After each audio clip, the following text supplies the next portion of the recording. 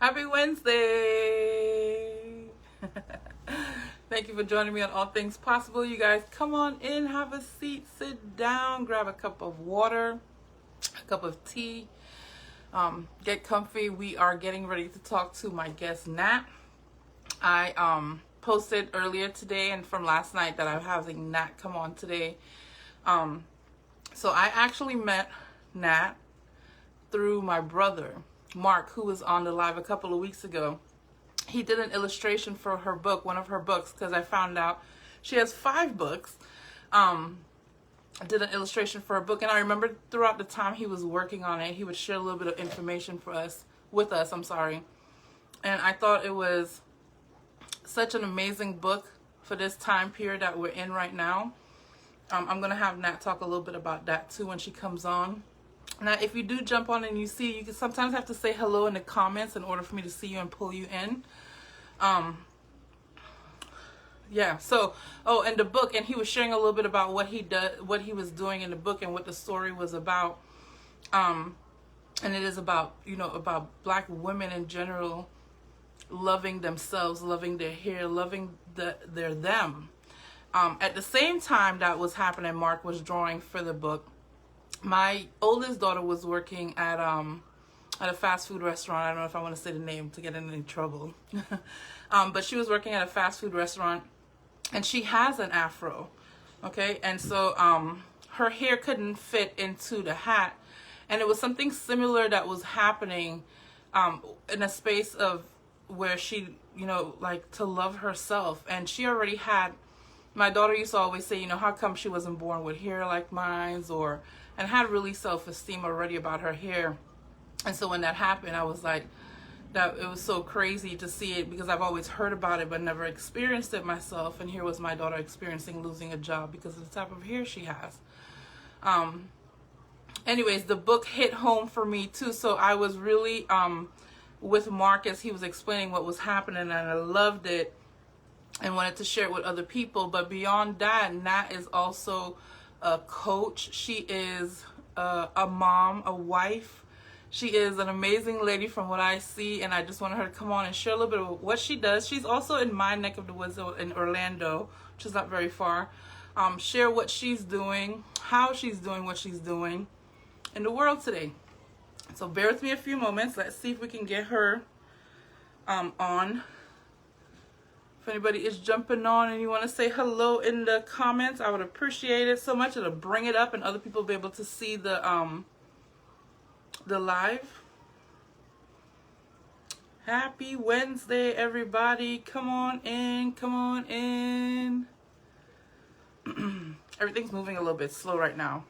I think it was my friend Lauren that posted yesterday that Saturn was going out of retrograde. And I'm not quite sure, I can't remember at this moment what Saturn rules, but out of retrograde sounds good to me. Oh my goodness. Okay, so that's not what we're trying to do here. We're trying to get Nat on. Let me let her know that we are ready.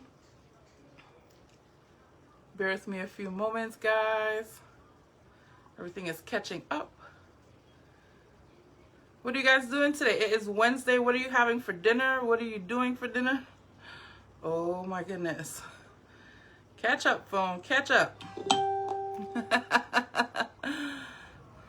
All right, here we go. Let's see if I can go down like this. And if I go like this, if we could pull Nat.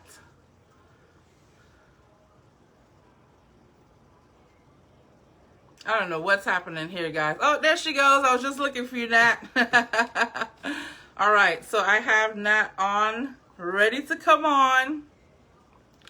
You guys, I'm going to play my famous drum roll. Get ready. Nat, I'm going to bring you on.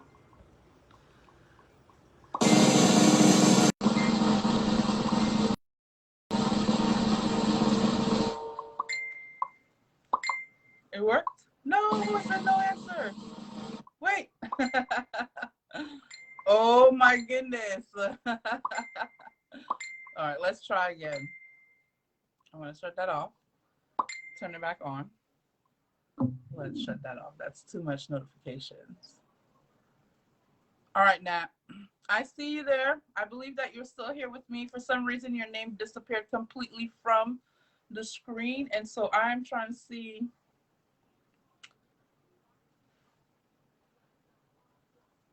Okay, I'm going to shut this off for a second.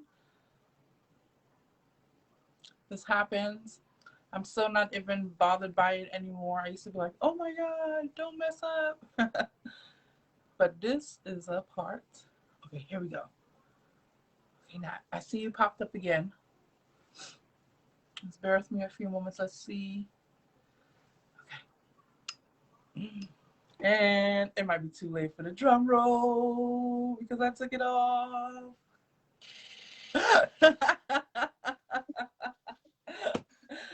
It's always such hello, first of all, but it's always such a unexpected. You don't know what's gonna happen with the videos, if they're gonna pop up, if I have to redo it again, or I was like, oh no, what did I do?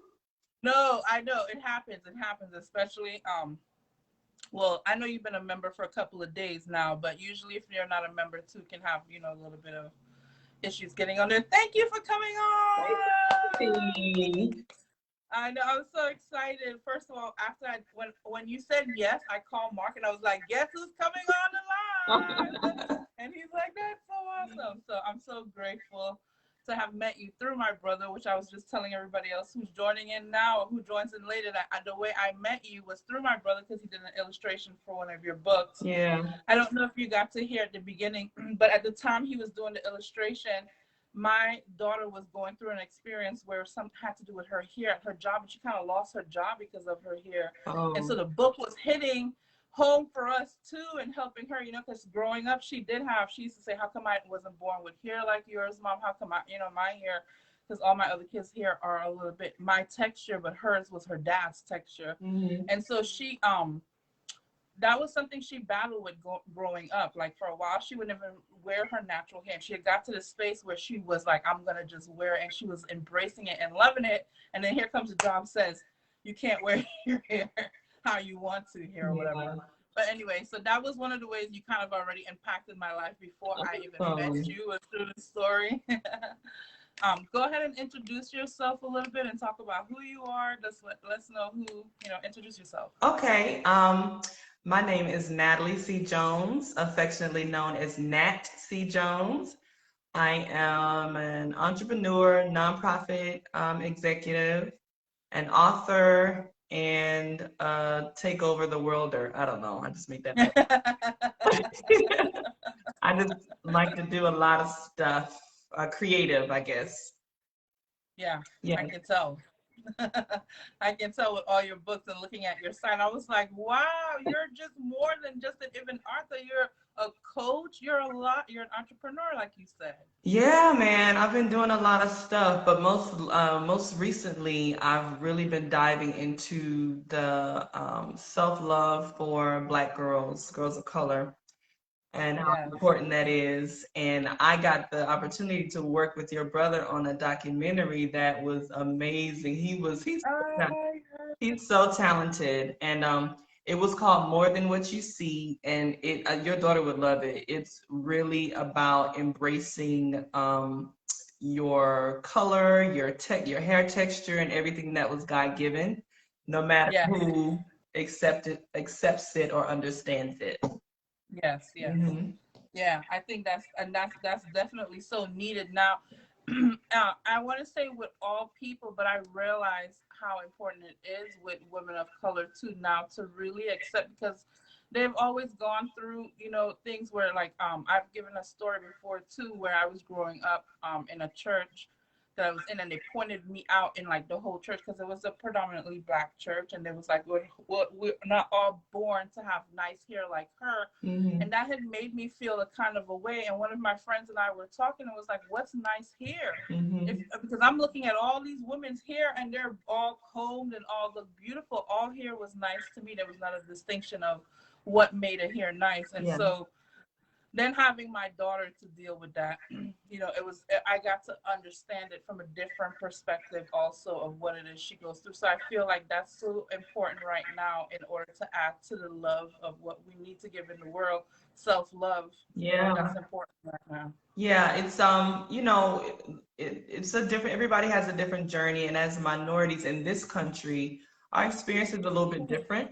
And so I'm hot too, child. I don't know what's going Oh, on. I'm hot. I am burning up. I But was trying to look cute with you because I was like, I'm going on with an entrepreneur. Let me listen, get I got on workout clothes. I'm trying to keep it up I was here. gonna get cool. Look, and I'm in my bathroom trying to hide from my kids. So that's why you hear an echo. But I know. it's important to love every little part of yourself. And a lot of people don't understand the journey of people who don't look like them. But this is an opportunity to learn about other people's cultures and what other people have to go through in this country. And it's just a unique experience. But self-love is the key. Yeah, yeah. Mhm.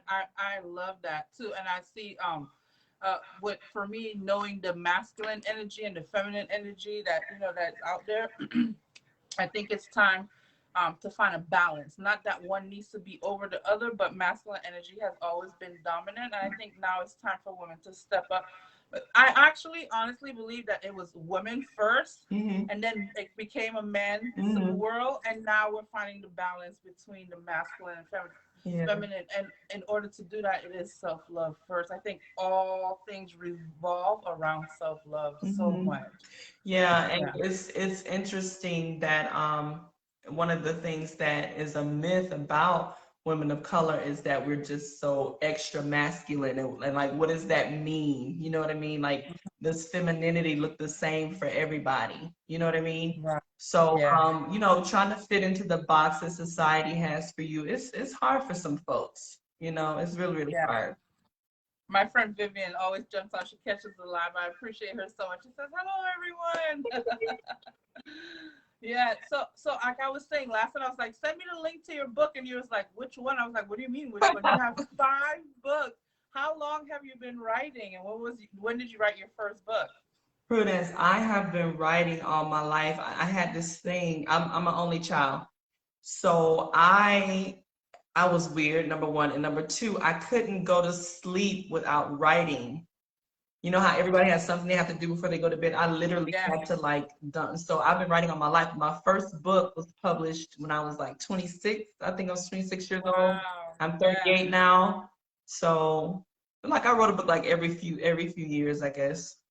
Yeah. Wow. Well, that's so amazing because I always hear people starting to write books, want to write a book, inspired to write a book, but they never really follow through with it. To meet you that, yeah, that you actually completed 5 books. I think that's amazing. What is your first book called? It's called How to Walk a Tightrope in High Heel Shoes. And I wanted to just comment on what you just said. It's very important that people who have a desire to write a book, that they actually go through with it, because there's a message trying to come out that the world needs to hear. And you're going to Yeah. find yourself distracted, and there's a reason for that, but you have to get that message out. And so whatever you have to do, you have to make that book priority until it gets done. Like, shut everything out, focus until you get it done. But yeah, How to Walk a Tightrope in High Heel Shoes was about finding balance. Um, I had Sounds gone like through some hard times. My best friend, I had a best friend who was going through an abusive relationship, and she was sending me all kind of signals, and I missed them. And when I found out what she was going through, I felt like I had missed, like I messed up as a best friend. I felt like I had too much going on. My life was so out of balance that I wasn't even able to pick up on the signals that she was giving me that she needed help. And that was the mm-hmm. reason I wrote that book. Like, okay, Natalie, you're doing too much. Let's get balance here so that you don't Wow. miss things. Yeah. Getting chills thinking about that. So Yeah, I felt it awful. does happen. Even for me as a parent, really quick, there's a couple of things I want to jump on that you said.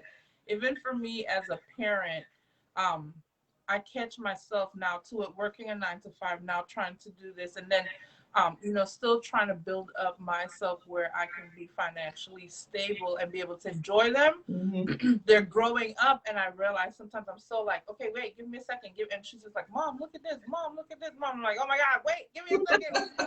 and later on, I realized, oh my God, I just let so much time pass by, and sometimes that guilt hits, like to try to find a balance to be able to do that. So something you said too, backtracking a little bit, what are some of the things that you do? Like you said, if there's a book or something trying to come out of your message, what are some of the things that you did to get yourself focused into doing this? Because I believe when you do something like that, there is a kind of discipline that comes in you and a routine you kind of have to build, right? Those are two of the different things right there. What are some of the things that you did to focus yourself so that you would accomplish completing the book?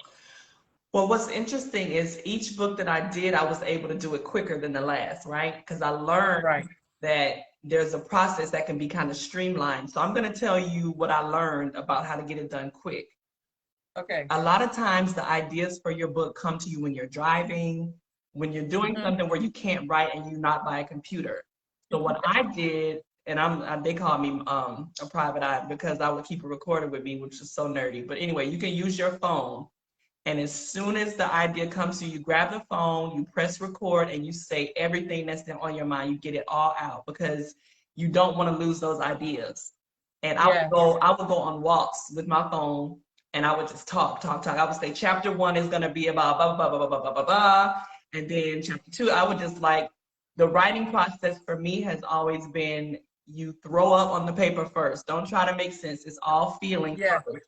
And then you go back through and organize it later. So the most fun part is just getting it all out. I mean, all of it. I call it squeezing the toothpaste tube. You know, when you think you ran out of toothpaste and then you bend it, you say, oh, I got some more in there. You got to get it all out. And then after that, you can start kind of, dividing it up. Okay, how do I want to break up this information? What chapter needs to go before the other?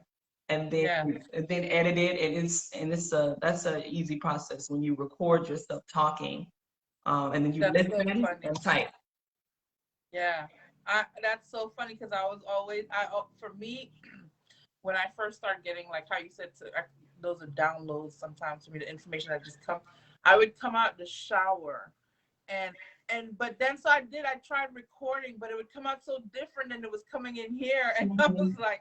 I think I do sometimes get discouraged very quickly, and so I put it down. But I like that you said take it with you, kind of just vomit it out, and then later try to organize it back or whatever. Because I get a lot, like you said, washing dishes. I think usually with water for me will get me like my mind slow. Oh yeah, water does it.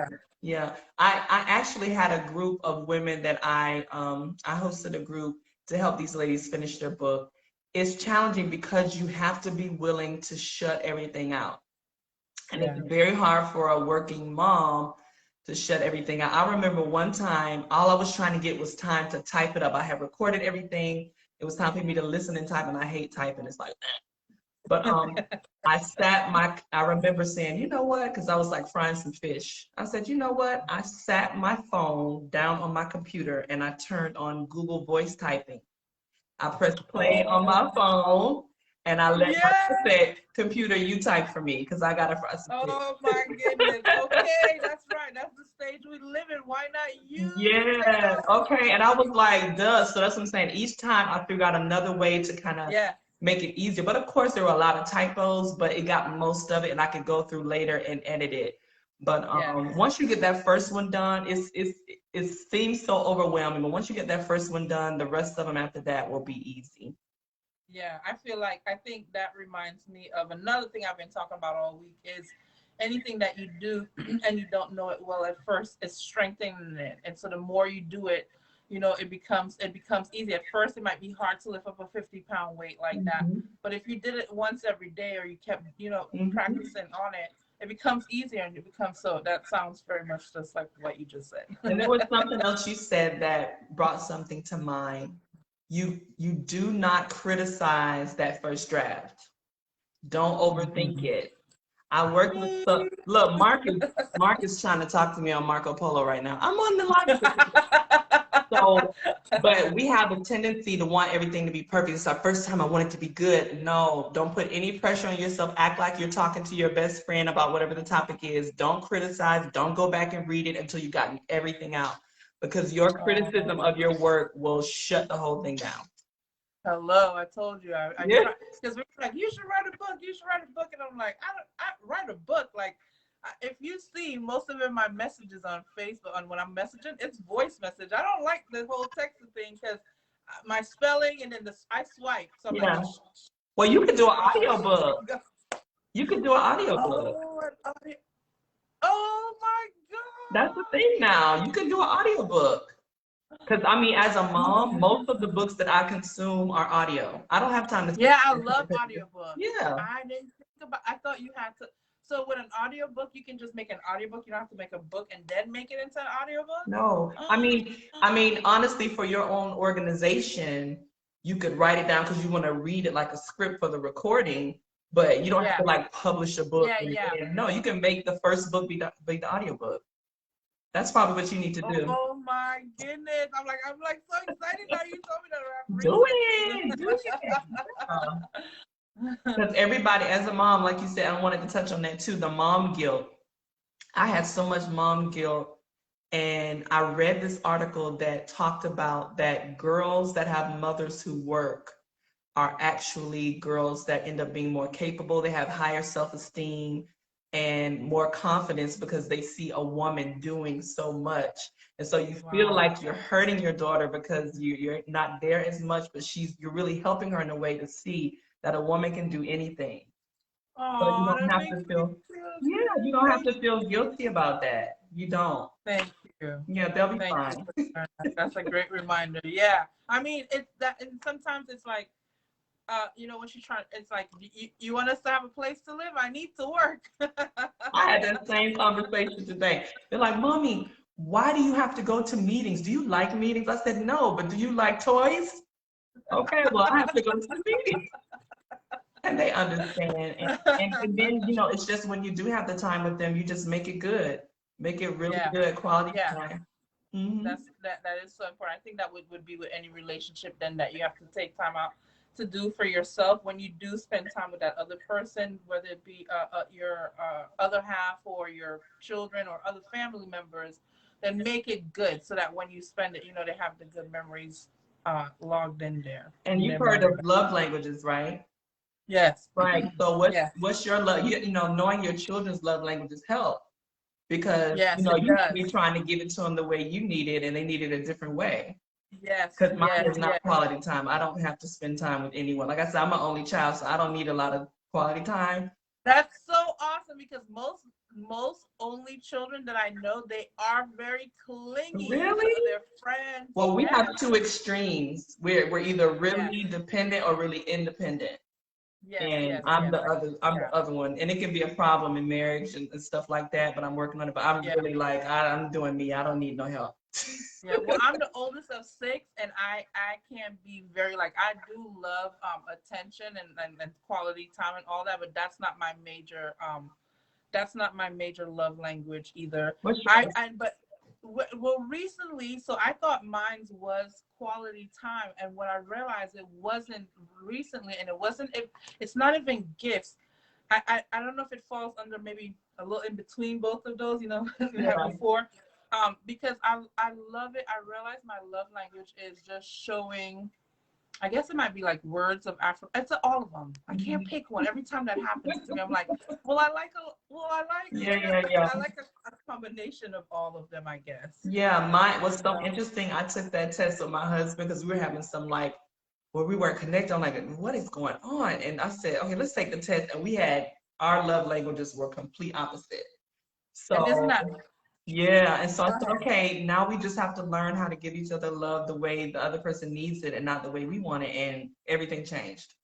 Isn't that amazing? What I was going to say. Isn't that amazing once you know what the other person, because sometimes, and I do notice that, You know what? Mine partly might be a little bit of gifts because I love giving gifts. Mm-hmm. Mm-hmm.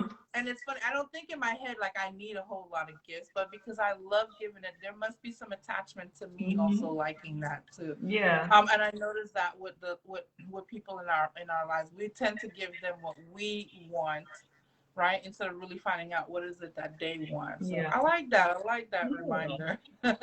Yeah, and it's natural. Nobody's trying to hurt anybody. You normally think, you're thinking, this is what I like, so hopefully they like it too, but they don't. Yeah. But okay, and so one of the other things too that I noticed on your page is that you have seminars and conferences and stuff like that, or meetings, or Yes, I haven't been able to do that as much lately because we've been focusing on some of the programs with the nonprofit, the Click. Did I say the Click? That's my business, my nonprofit, the Community Life Improvement Center. But I used to do seminars called Lady Live for women, and it's about purpose planning. So setting strategic goals for your purpose, identifying what it is that you really are here to do, what your purpose is, and then creating a plan so that you can go after it with all hands and feet. And it's really fun, it's really impactful, but it's a lot of work. And so I don't get to do it as often as I like, yeah. because I've got my hands in everything, but I want to get on that again soon. We Definitely should on get this. together. Huh? I said we should get together and do one because Yeah. I feel that so because then you're right there too. I mean that would be awesome because that's what I Yeah. up the avenue in the direction what it is I'm heading to and want to do more of too. So that's Yeah. awesome. I'm so glad that this works out. Look how the universe and God works to bring people together. I think that's Yeah. so amazing, right? Yes, yes, yes. I love it. I just want you to know I am a big fan of your bro. And when I saw you, I was like, so I automatically love her because I love Mark. And so that's that. I was like, when yes, I he's good. Why am I getting yeah, when I see because he showed us little clippets of the premiere and of the documentary and stuff like he's so proud and one of the things I love that he said too about that was like he didn't realize until doing this project how important it was for not only for women to love themselves but for Black women to love themselves too. And I was really glad to hear from his perspective how that impacted him as well. So this is not only going to impact women, it is going to impact men as well. And Yeah. men of color, yeah, it's going to impact them as well because they'll have a different, I think, a different perspective of love and respect also for women and Mhm. Black women too. Yeah, yeah. It was Yeah. really, it's really nice to see the men that got involved.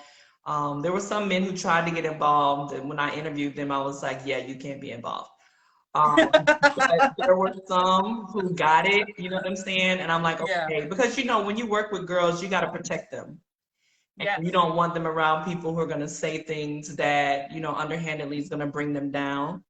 So Yeah. I'm like a lioness when it comes to my girls. I don't play games. So if they come with the foolishness, I got to really shut it down. But the men Yeah. that got involved, they were enlightened. They Supported. Yeah. understood, yeah, what it was Yeah. all about. So I appreciated it. I love that. What are you doing now? What are you working on now? Whew, child, let me see. So Pull out your list. my assistant told me that I am ordered to. I was supposed to take a week off. We both know that I didn't do that. I tried my best. But right now, so Click, we have several programs. We have the Click for Girls program, which is the teen mentoring program for girls, more specifically Black girls, Yeah. as of late. And then we have Lady Live, which empowers women. And then we have Click Culture, which we partner with faith-based organizations to impact the community. So that program is important because there are a lot of churches that just are not doing anything in the community. And they have Mm-hmm. all of these people and they can get stuff done right there in their area. So we try to figure out a way to organize them and help them be the hands and feet out there changing people's lives. And then Click House is what I'm working on right now. And this is my big project that I was really like procrastinating. You know how you have a big idea and you're like, okay, I'll do it later because I don't know what to do with it yet. Now it's time. And this is about acquiring properties in low income communities, those boarded up properties, those dilapidated properties, fixing them up and getting our homeless community in them. Oh my People. God. I Yeah. love you even more right now. That's so amazing. Yeah. I love that. I love that. Those are the type of projects and things that I want to work towards too, as well as a lot of other people. I feel like that, and especially being a single mom homeless a few times, I know the importance of that. And of course, there's always, when you're going through experiences like that, like when I win the lottery, I'm going to open up a center to help other single moms. I'm going to Yeah. give them, I know the Yeah. importance of needing somewhere to live, the importance of having to have a car to drive and get your kids to Mhm. appointments.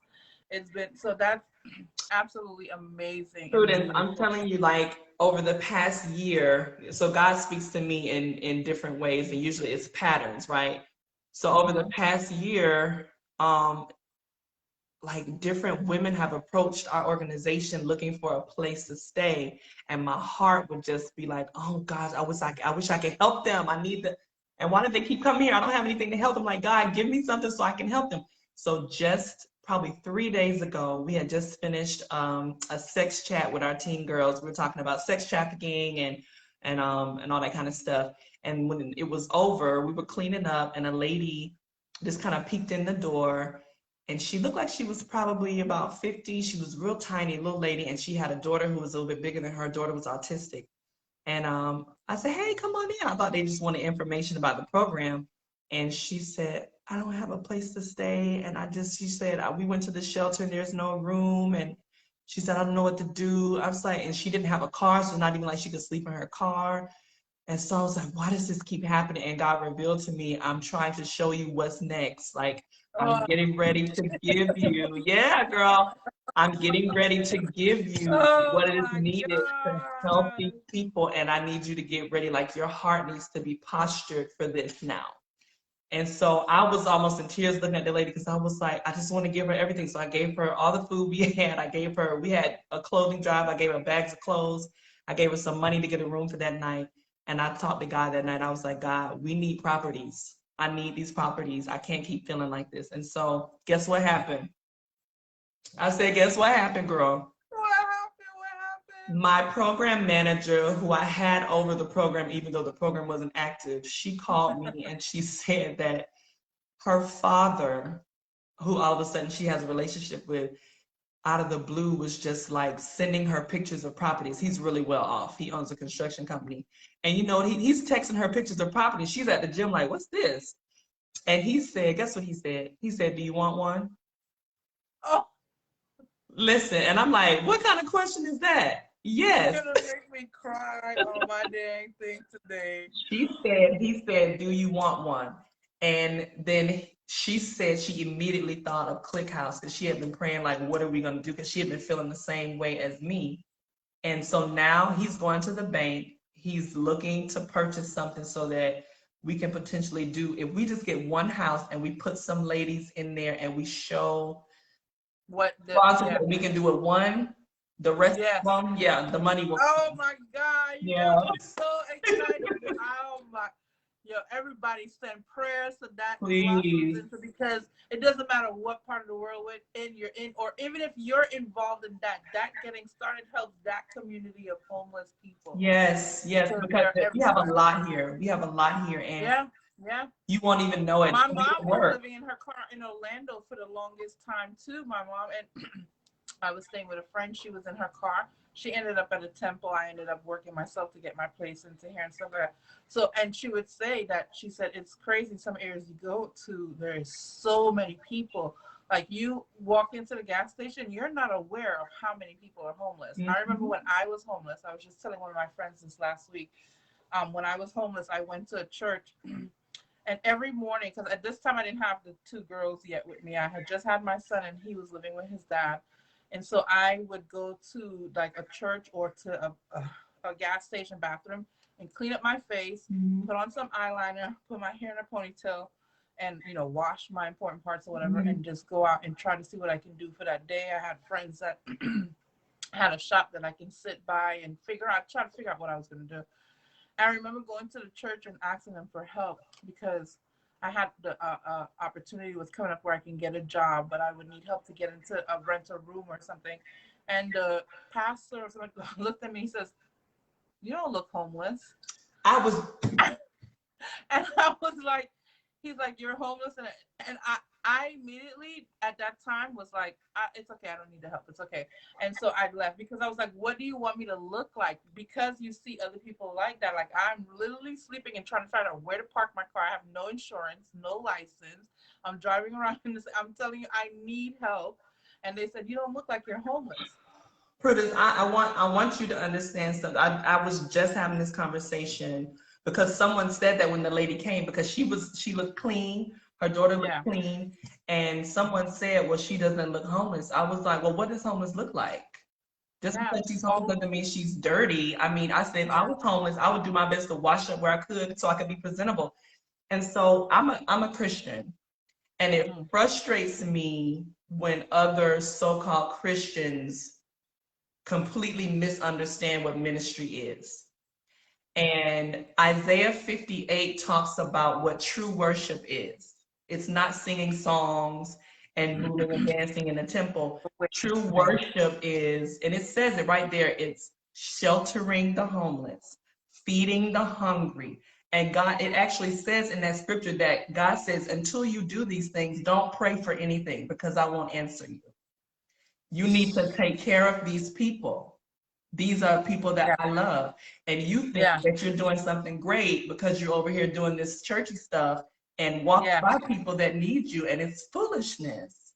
And so So I true. want to redefine, I want people to understand what real ministry is and what Yeshua did when he walked the earth. He was taking care of people, and people have it misconstrued. They don't understand, and they think that God is pleased, and he's not. And that just Yeah. breaks my heart that you experience that because I believe it. I believe that happens. But you don't look homeless. What? Yeah. I knew and I had recognized how people treat you differently if you looked a certain way too, like so Yeah, you're that was one smart. of yeah, and not when they were treating me, I felt a certain way. The days I don't get up and or I was sitting there and I didn't know what to do, I was crying. I didn't get much help. People Hmm. just kind of looked at you because it's overwhelming. How can I, like you said, how can I help you? Especially you were able to help that lady stay in a hotel room that night. There are people you come across that don't have an extra $20 or Yeah, $10. right. So that makes them feel heavy when they hear your news.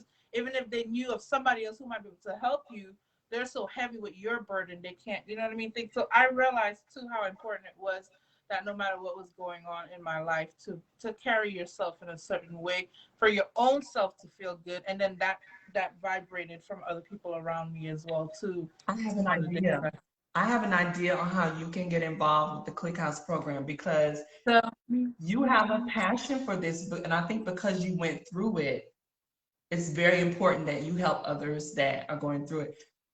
I absolutely. think that people need to understand the perspective of homeless people. I don't think people understand what it's like. And they have this image in their mind from what they've seen on television that, everybody homeless is on drugs and they're dirty and they're gonna rob you. Yeah, They don't get it. And so I think there needs to be a dialogue about what it really feels like, what it yeah, really like a liaison between the homeless community and the people who can change it so that they really yeah, understand I'm that these are down. people. Yes, I will that is something I can feel and see myself doing. So yeah, I would like to be a part of yours too, get started. I know there's going to be a lot. I've been telling people when I do these interviews, it's even getting to the point where it doesn't matter what religion, race, background is, that we're holding each other's hands Mhm. and saying, let's lift up each other. I call it spiritual superheroes. I And love it. you have different superpowers, and so different things and passion that calls to you, that's your superpower. Even if it's just loving on people, Hmm. even if it's just knowing how to make somebody feel forgiven, whatever your superpower is, for us to hold hands and to build each other up. And so my intentions in doing this is to create teams around the world so that we can do that. So that we can Yeah, do that. I would love to be able to be a part of that. Just yeah. let me know how and when. Well, listen, love is the greatest superpower, and if you don't have that, you really there's not much you Yeah. can do for anyone, including yourself.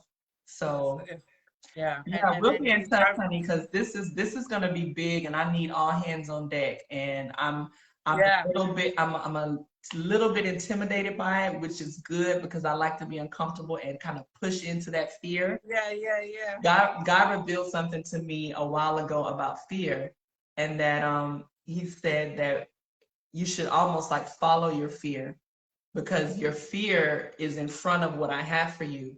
And so don't run from it. Follow it. And that little pit bull realizing how much it's barking, it doesn't have any teeth. And you just kick I, it. just confirmation for that. About Yeah. 3 weeks or so ago, I was given a choice like to make, and it was very fearful for me to make. I was just like so scared and nervous. I'm so glad I pushed past that because it turned out to be such an amazing experience that I did finally, like push past my fear. And then recently, that's what's been coming up to me as well too. Was says every time that you push past your fear, what have you experienced from that? And it's always been amazing. And it's Mhm. always been amazing. Yeah. And sometimes how the fear will stop you and paralyze you from something that was really so minuscule, Hmm. so tiny, and then once you push past it, you're like, oh wow, that wasn't so bad. Like, Yeah. so that's been coming up to me a lot also, is to push past the fear Yeah. in all different forms and ways and stuff like that. And like, oh my god, I'm having so much fun talking to you. I want we Yeah, have well, to talk more. honey, fear magnifies problems and makes them a whole lot bigger than they are. It attracts it to you. I remember I used to be deathly afraid of spiders. I don't care how big it was. It could be the size of a Tic Tac. I'd be like, right? Yeah. And I was Oh, driving me and one Mark time. too. I was driving my car one time, and one of them jokers got in my car, and I'm driving, and I remember it was like you know how like in the movies where they have the slow motion effect, like Matrix. I like Yes. slow motion. It was like, "Whoa," and I'm turning the steering wheel, and I realized I was turning the steering wheel into a semi truck to Oh. get away from a spider. And in that moment, God told me, He said, "Do you see what you're doing?" And I said, "Yes, I see this." He was like, "Don't do it anymore." And I realized at that moment, I was like, my fear was about to kill me because I was more afraid of a spider than I was a semi truck. Wow, So that was a really after good that, thing. Yeah. I make it a practice to face my fears. Yes. I've recently started pushing past it more, especially actually doing the lives in the last. I think I've been doing it for about 3 or 4 months now, and that has helped me. Of course, my first thing for this was the fear of getting on the camera. Worried about being judged for my parents and my Yeah. whatever. And so I would sit and like get hot flashes. I would go to my friend's house because I first started doing it, selling paparazzi jewelry. Mm-hmm. And so I would go and I would sit, and I one time even broke into tears, and she's like, "Girl, why are you making this so hard? This is not Yeah. that serious. Like, you're so judgmental to yourself. Stop Mm-hmm. being Mm-hmm. judgmental, first of all." And so like I was like, and I did it, and after I was like, "Oh, it wasn't that bad." Well, And then where did that come from? Like, where do you feel like all of that pressure that you put on yourself? Where does that come from? I mean, if I can break it down and go, from teenage or whatever. But obviously, it's just like not feeling worthy. I think a lot when my mom, when we were younger, not meaning to. So I'm expressing this not in a blaming, but an Right. observation way, because Right. my mom has grown also from this. But my mom made me feel pretty bad about I'm 6 feet tall. I was always a big girl Ooh, big too girl. growing up. Me too. Yeah. So a lot of Indian women aren't. They're first of all very short, and they're Mhm. very slim. Wow. Very rare you see an Indian woman until they get older. They usually put on weight. Uh-huh. And so I was in the community going to functions and everything like that. People are in their saris, and Oh, I just yeah. look really sloppy and messy to Mhm. my mom. And so that installed in me going through the rest of my life, always feeling like not, you know what I mean, not pretty enough and Mhm. not worth enough. And then there's a whole bunch of other stuff that happened throughout life that Right. caused and backed that up for me. But that was my biggest thing. It was just worrying about what people would Mhm. judge in seeing myself, or I always post these pictures, and from certain angles, I look really small. And now they're gonna see the real me. Yeah. That's really what it was for me. Yeah, Yeah. girls, and that's the thing with me working with girls, women and girls, we're so hard on ourselves about our appearance. And all I talk about is the beauty of diversity and God being an artist and how He wants some big and He wants some small, He wants some dark, some light, some curly, some straight. And when we all try to be like this one person that we think is supposed to be the standard, we insult God's creativity.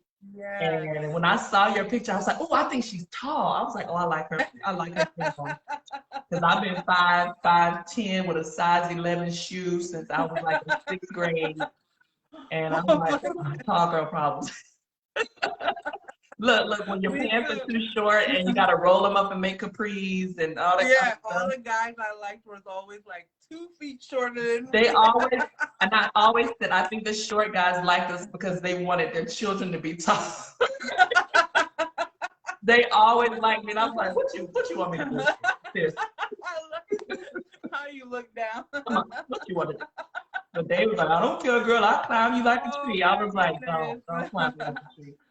That's so funny. That's so funny. So, okay, so we talked about a little bit of what you're doing. If people wanted to help, because I've seen Vivian even put in here, said that she wants to be a part of it and help too. More people, I'm sure, as they see the video and hear more of what you're doing, are going to be able to contribute in so many different ways. How can they reach out to you? Do you have something set up already that if people want to help be a part of this, or is it in the process right now? Oh yeah, no, we have as a nonprofit, we have several different ways you can donate. Our website is theclickhouse.org, and that's CLIC, no K, We're going to put it in theclickhouse.org. the comments. Okay, you want me to do that? You can do it. We can do it when you're finished talking. Go ahead Okay, and tell them how I'm they're going to technically find challenged. I can't do you. things at once. And so, and then we have Cash App. We have, $ the click. That's CLIC. But yeah, just check out our website and see all that we're doing. It's a very lofty goal, but like I said, I'm on that take over the world type mentality. Yeah. But for good, Yeah. And so Yeah. the whole mission of Click is to community development through personal development of. We target women, we target youth, we target ethnic minorities, and we target low-income persons because they have the most challenges in society. Yeah. Mhm. I love too that you just said too, or what you said reminded me is hold on, I kind of lost it a little bit there. It happens. You're saying about other people. Oh, other people joining in. It's a lofty. You said it's a lofty, but you know what's amazing is that that's why there are going to be so many different people from different gifts that they're able to offer will come together and make this a possibility. Who the hell knows? I'm sorry. That your friend would be getting a text from her dad saying, "Here's property." You don't know. We serve a mighty freaking God. God is all powerful. I've always said that. No, I got a story. I got another story. I love these kinds of moments. I live for moments where I get to see God move. Yes. That to me, if I could just see him move every day. You remember that Outkast song? I like the way you move. That's how I feel about God. When he moves, I go, whoa. But there was, and I tell this story all the time because I want people to know that God hears you when you pray. And my husband, one day, he was just like, I think we need to put our house on the market. We lived in Ocoee. And I'm like, okay, cool, baby, let's do it. We put our house on the market. But the thing is, when you sell your house, now you got to buy one, and the houses are even more expensive. So now you're back at square one. So something happened where we ended up staying with my mom. We were looking for a house and we couldn't find anything. And I was like, oh my gosh, if you know me, I don't want to, I'm an adult, I'm independent. I don't want to stay with nobody. I like to be the queen of the castle. So I'm sitting there and I'm like, God, I don't know what to do. I feel like that we moved too quick or whatever. And I felt like me and my mom weren't getting along and I'm looking for a way for us to get out. And one day, God was just like, let me handle it. And so I stopped worrying. I just decided to stop worrying, right? One day I went in my mom's room, I was looking for her, and she was in her closet. And I opened the door, she was on the floor praying and crying, right? So I closed the door back. I said, it seemed like she needed a moment. I closed the door back and I went on about my business. A week after that, we went out to eat. And she said, well, how do you like a papka? I said, well, papka's nice. It's nicer than I thought it would be. I said, but we're still looking. I know we're overstaying our welcome. Just work with me. And she said, well, when when you saw me in there praying, do you know what I was praying about? I said, no. She said, well, I was worshiping God and I was telling him that everything I have belongs to him. And I said, okay. And she said, and when I said that, he told me, then give Natalie this house. Prudent. You're gonna make me cry. If you could understand the history between like just leading up to that point, I would never think that my mom would do anything. Like I said, what? She said he told me. I heard him clear as day. He said, then give her this house. So now we're in. I don't know what restaurant it is. I'm sitting there like, what? And I'm screaming and crying. And the waiter came up and was like, maybe I'll come back. I'm like, yeah, come back. And I was like, are you serious? And then I said, but mom, I can't afford this mortgage. And she said, no, he told me to take care of the mortgage, to pay it off. And I was like, what? And so I'm screaming and crying in the restaurant. And this is what happened. So she gave us the house. She moved out of the house. She moved in with my grandmother because she felt like God was leading her to do that. As soon as she moved in with my grandmother, she was able to see that she was diagnosed with pancreatic cancer. Nobody knew because my grandma was living alone that she was sick. My mom Wow. her eyes. She said, your eyes are yellow. What? We got to take you to the doctor. And so she was able to sit there and take care of my grandmother for her last. And now she's in my grandmother's house. Yeah, I'm just telling you. Oh my goodness. And so listen. You see what I'm saying? Yes, you never listen. Real quick to add to you, so whoever's listening, get a shot of power, then we can wrap it up. Mm-hmm. I for years, okay, because coming from Trinidad, I worked under the table.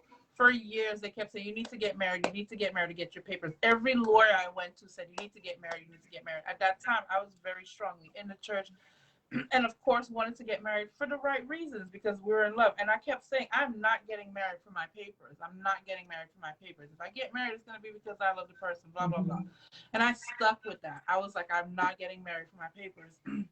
At one point, I started saying, God is so amazing. He can create something happen in the paperwork in there, and I won't even have to do any of that, and it's going to happen.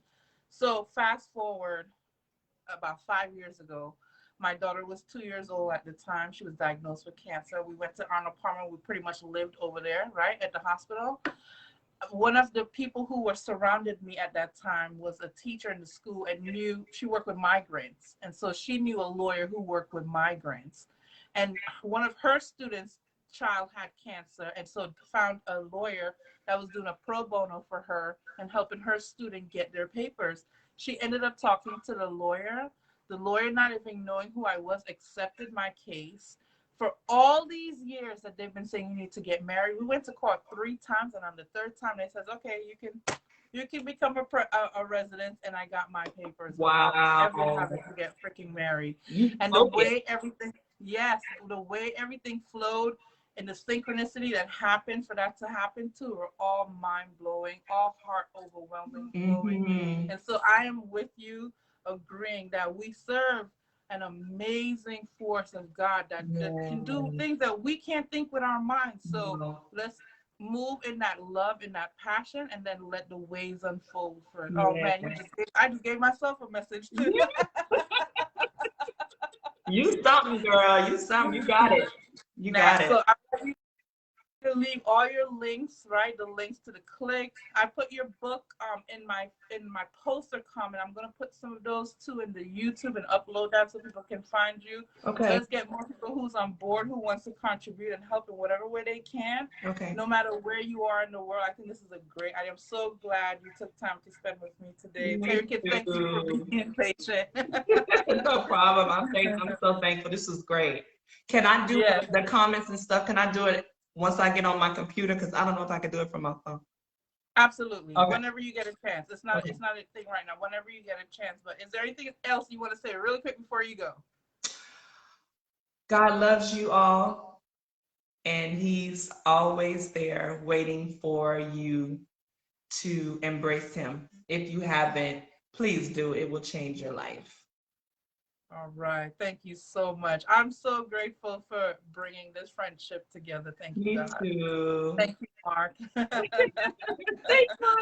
All right. We'll talk soon again. Okay. I'm serious. I'm serious about the conferences. I'm serious about being a part of your clique. Hey, I'm part of your clique. Listen, you better ask Mark when I'm ready. We running. I don't play games. We getting it done. Yeah. Yeah. All right. I don't know how to get off. Huh? I don't know how to get off. Oh, I'll get you off. I just want to say you have Okay. a great evening. I got you. All Okay. right. Bye. Bye. I know you enjoyed that. Tears. She brought me to laughter. I just made a new friend and I love her. I love you guys. Thank you so much for joining me with Nat. Actually, if you give me about 10 more minutes, I'm coming on with my friend O'Neill. We have a lot to share too, but this, I want you to marinate for a few moments. And if you are interested in being a part of what she's talking about, she is going to leave her links at the bottom of this comment. Her name is tagged at the top. You can also click on there and ask her personally any information that you heard about that you would like to know more of. I love you guys. I love you. I will be back in about 10 minutes with O'Neill Gordon.